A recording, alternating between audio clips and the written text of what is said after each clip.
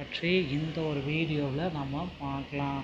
நீங்கள் நம்முடைய சேனலை முதல் முறையாக பார்க்குறீங்க அப்படின்னா சப்ஸ்கிரைப் அண்ட் பெல்லை கிளிக் பண்ணி வச்சுக்கோங்க.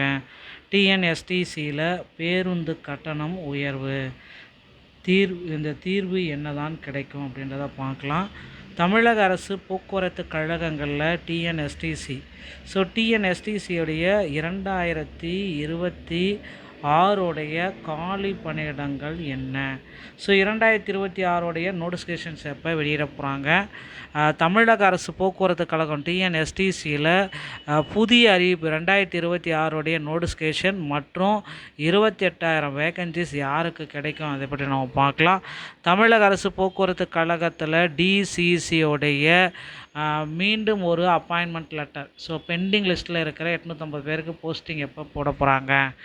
டிரைவர் கம் கண்டக்டர் இந்த போஸ்டிங் எடுக்க போகிறாங்களா இல்லை கண்டக்டர் தனியாக? எல்லாமே தனித்தனியாக, டிரைவர் தனி கண்டக்டர் தனியாக டிஎன்எஸ்டிசியில் எடுக்க போகிறாங்களா? இதை பற்றி தான் இந்த ஒரு வீடியோவில் நம்ம பார்க்கலாம். நீங்கள் இந்த டிஎன்எஸ்டிசியில் இப்போ ஜாயின் பண்ண என்னென்ன தேவை?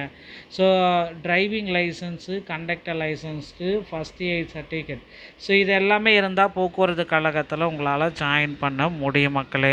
தமிழக அரசு போக்குவரத்து கழகங்களில் புதிய அறிவிப்பை முதல்வர் விஜய் அவர்கள் வெளியிட இருக்காருங்க. நீங்கள் இப்போ இருக்கிற டைமில் போக்குவரத்து கழகங்களில் ஜாயின் பண்ணணும் அப்படின்னு நினச்சிங்க அப்படின்னா அருகாமையில் இருக்கிற ஆர்டிஓ அலுவலகத்தை உடனடியாக அணுகி கண்டிப்பாக அங்கே டிரைவிங் லைசன்ஸ் மற்றும் கண்டக்டர் லைசன்ஸ் இவைகளை பெற்றுக்கொள்ளலாம். டிரைவிங் லைசன்ஸ் பெற்றுக்கொள்வது எளிது மக்களே, ஆனால் கண்டக்டர் லைசன்ஸ் அப்படி பெற்றுக்கொள்ள முடியாது. கண்டக்டர் லைசன்ஸ் வாங்கணும் அப்படின்னா நீங்கள் தமிழ்நாடு திறன் மேம்பாட்டு கழகத்தின் வாயிலாக கண்டக்டர் லைசன்ஸுக்கு உண்டான ஃபஸ்ட் எய்ட் சான்றிதழை பெற முடியும். இதெல்லாமே பேஸ் பண்ணி தாங்க போக்குவரத்து கழகங்களில் காலி பணியிடங்களுடைய அறிவிப்பை முதல்வர் விஜய் அவர்கள் வெளியிட இருக்காரு. அதில் 3000க்கும் மேற்பட்ட எலக்ட்ரிக் பேருந்துகள், இவி பஸ்ஸஸ் பார்த்திங்கன்னா 3000க்கும் மேற்பட்ட இந்த இவி பஸ்ஸஸ் ஸ்டார்ட் பண்ணுறாருங்க முதல்வர் விஜய். இவி பஸ்ஸு ப்ளஸ் பார்த்திங்கன்னா 1000 ஏசி பஸ்ஸு இதையும் பார்த்திங்கன்னா ஸ்டார்ட் பண்ணுறாரு. இது எல்லாமே எப்போ நமக்கு ஆக்டிங்கில் வரும் அப்படின்றது தான் இப்போ கேள்விக்குறியாக இருக்குது. அதுக்கு பஸ்ஸு வாங்கிறது முக்கியம் இல்லை, பஸ்ஸை ஓட்டுற டிரைவர் எடுக்கிறது தான் இங்கே ரொம்ப ரொம்ப முக்கியமான ஒரு விஷயம்.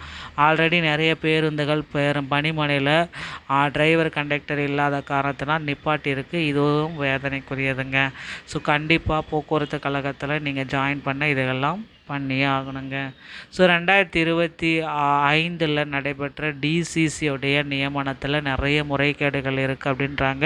ஒருவேளை அந்த முறைகேடுகள் கண்டறியப்பட்டால் அந்த நியமனத்தை முழுமையாக ரத்து செய்துட்டு ஒரு திறம்பட மீண்டும் ஒரு நியமனத்தை முதல்வர் விஜய் நடத்துவார் அப்படின்றத எதிர்பார்க்கலாங்க. போக்குவரத்துடைய விதி மீறி இயக்கப்பட்ட பேருந்துகளுக்கு அபராதம் மற்றும் லைசன்ஸை கட் பண்ணுறோம். என்ன விதி மீறி போக்குவரத்து கழகத்தில் தனியார் பேருந்துகள் இயங்கின அப்படின்றது தான். இப்போ எல்லாமே பேருந்துகள் பார்த்திங்கன்னா ஹாரன் பார்த்திங்கன்னா ரொம்ப ஹேர் ஹாரன் போட்டு ரொம்ப ரொம்ப ரொம்ப ஒரு அதிர்ச்சியை ஏற்படுத்துகிற மாதிரி பயணிகள் சரி, சாலையில் பயணிப்போரும் சரி, இந்த மாதிரி தனியார் பேருந்துகள் ஹேர் ஹாரனை கண்ட்ரோல் பண்ணுறதுக்கு ஆர்டிஓ பார்த்திங்கன்னா முயற்சி எடுத்துகிட்ருக்காங்க. கண்டிப்பாக இந்த மாதிரி ஹேர் ஹாரன் யூஸ் பண்ணுறது சட்டவிரோதமானது. இந்த மாதிரி பயன்படுத்தக்கூடிய பேருந்துகளுடைய உரிமத்தை உடனடியாக ரத்து செய்யணும் மாதிரி கோரிக்கை வச்சுருக்காங்க. அது மட்டுமே கிடையாது, தனியார் பேருந்துகள் கட்டண உயர்வு 19 ரூபாய் வரைக்கும் இந்த கட்டண உயர்வை அமல்படுத்தியிருக்காங்க. அவங்க ஒரு பக்கம் அதை உடனடியாக திரும்ப பெற்று பழைய அரசு நிர்ணயித்த கட்டணத்தையே பெறணும் அப்படின்ற மாதிரி கோரிக்கைகள் பல போயிட்டுருக்குங்க. இன்னும் நீங்கள் இந்த போக்குவரத்து கழகத்தில் இந்த விதிகளை பயன்படுத்தி ஜாயின் பண்ணிக்கலாம்.